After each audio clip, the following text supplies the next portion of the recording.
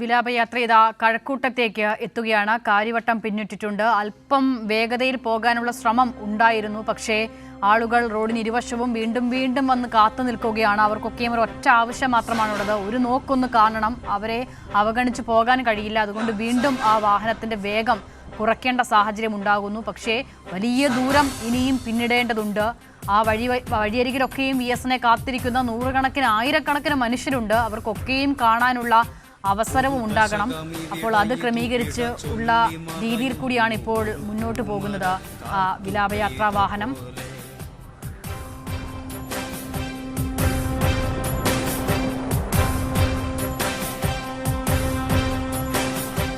ഒരു ദശകമിവിടെ ഇതു വിട ചൊല്ലി മറയുന്നു. ഒരു പൂമരക്കാറ്റു പെയ്ത പോലെ നിറയെ ചുവന്ന പൂക്കൾ, പാതയിൽ സമരങ്ങൾ തൻ മുദ്രകൾ.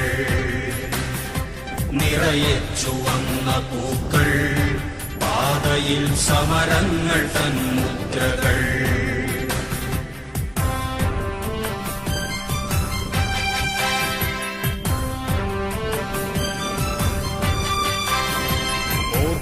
സഖാവേ സഹോദര നാം കേട്ട ദീർഘമുദ്രാവാക്യം. തോൽക്കയില്ല, തോൽക്കുവാനോ മനസ്സില്ല, തോറ്റുവെങ്കിൽ തോറ്റുകാലം. കേൾക്കൂ സഖാവേ ചരിത്രമേൽപ്പിക്കുന്ന വാക്കുകൾ പാടി നാമെന്നും.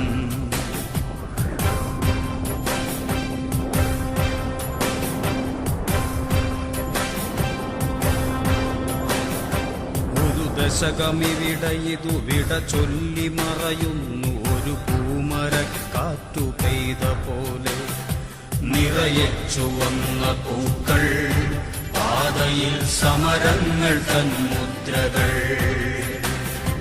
നിറയെ ചുവന്ന പൂക്കൾ, പാതയിൽ സമരങ്ങൾ തൻ മുദ്രകൾ.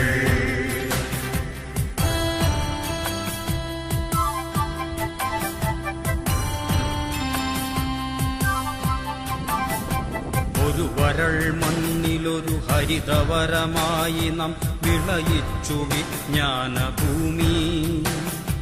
അതിൽ നാം വിതച്ച സ്വപ്നത്തിന്റെ വിത്തുകൾ, അതിൽ നാം നനച്ച വേർപ്പുപ്പിൻ പ്രതിജ്ഞകൾ. അതു തഴച്ചും കുലച്ചും കായ്ച്ചുമിന്നിത അതിനിന്നു നമ്മൾ കാവൽക്കാർ.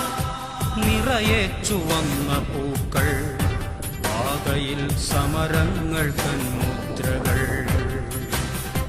നിറയെ ചുവന്ന പൂക്കൾ, പാതയിൽ സമരങ്ങൾ തൻ മുദ്രകൾ.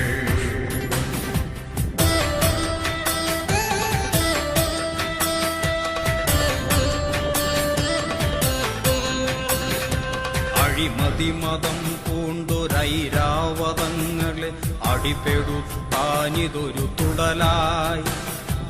അധികാര സാമ്രാജ്യ സിംഹാസനങ്ങൾക്ക് വിറകൊള്ളുവാൻ ചൂണ്ടുവിരലായി. വിടരാൻ സുഗന്ധം പരത്താൻ തുടിക്കുന്ന വികസന പൂവിന്റെ മധുവായി. അവകാശ സംരക്ഷണത്തിന്റെ വഴികളിൽ അടരാടിടുന്ന ചെങ്കൊടിയായി.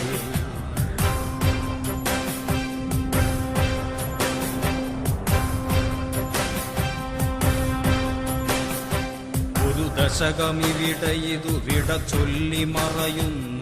ഒരു പൂമരക്കാറ്റു പെയ്ത പോലെ നിറയെ ചുവന്ന പൂക്കൾ, പാതയിൽ സമരങ്ങൾ തൻ മുദ്രകൾ.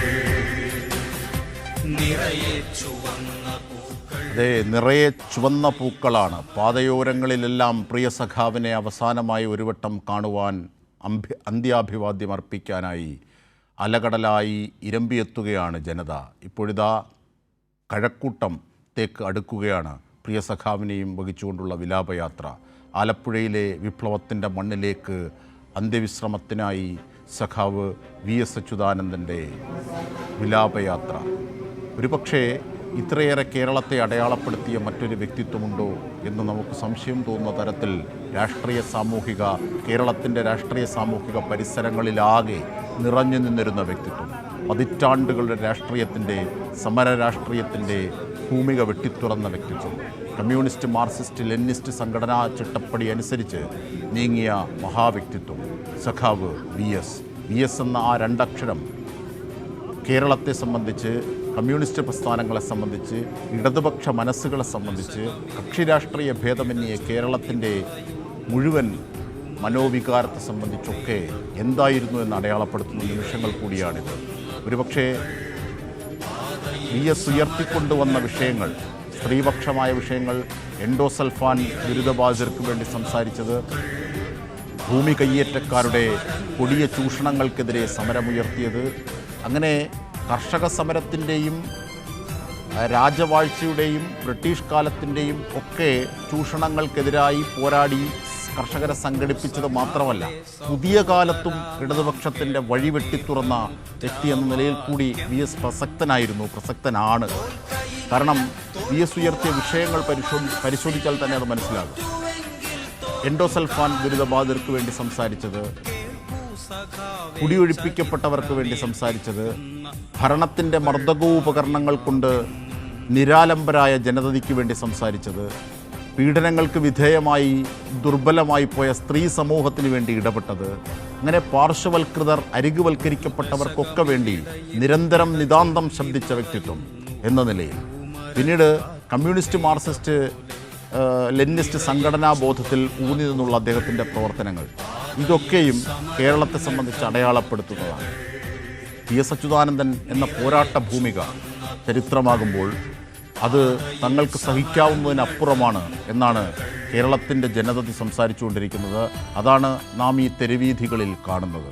തെരുവീഥികളാകെ ഒരു ഇഞ്ച് കടക്കാൻ മണിക്കൂറുകൾ എന്ന നിലയിലാണ് വിലാപയാത്ര നീങ്ങിക്കൊണ്ടിരിക്കുന്നത്. ഉച്ചയോടുകൂടി തിരുവനന്തപുരത്ത് നിന്ന് പുറപ്പെട്ടിട്ടും ഏതാനും വാര അകലം മാത്രമേ എത്താനായിട്ടുള്ളൂ. കഴക്കൂട്ടത്തേക്ക് പോലും എത്താനായിട്ടില്ല. അവിടേക്ക് എത്തിക്കൊണ്ടിരിക്കുന്നു വിലാപയാത്ര.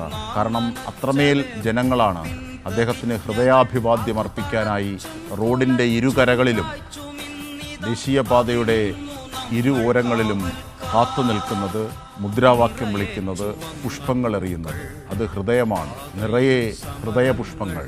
അദ്ദേഹത്തിനോടുള്ള വി എസ് അച്യുതാനന്ദൻ എന്ന മഹത്വത്തോടുള്ള സ്നേഹാദരവുകൾ, വേദനകളൊക്കെ അർപ്പിക്കുകയാണ്. അത് CPIM എന്ന പാർട്ടി മാത്രമല്ല, മറിച്ച് എല്ലാ വിഭാഗത്തിലും പെട്ട കക്ഷി രാഷ്ട്രീയ ഭേദമന്യേ ആബാലവൃദ്ധം ജനങ്ങളും ന്യൂ ജനറേഷൻ അടക്കമുള്ള എല്ലാവരും ആ രാഷ്ട്രീയ ബോധ്യത്തോടെ, ആ രാഷ്ട്രീയ ബോധത്തോടു കൂടിയാണ് വി എസിൻ്റെ വിലാപയാത്രയ്ക്ക് അന്ത്യാഭിവാദ്യം അർപ്പിക്കാനായി എത്തിക്കൊണ്ടിരിക്കുന്നത്.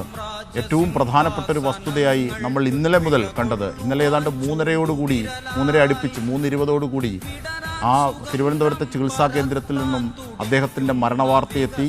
അത് പാർട്ടി സെക്രട്ടറി മറ്റതിൻ്റെ പൊതുദർശനത്തെ സംബന്ധിച്ചൊക്കെയുള്ള കാര്യങ്ങൾ പറഞ്ഞതിന് ശേഷം AKG പഠന കേന്ദ്രത്തിൽ അടക്കം, ഇന്ന് രാവിലെ ദർബാർ ഹാളിൽ അടക്കം അലകടലായി ഇരമ്പിയെത്തുകയായിരുന്നു ജനങ്ങൾ.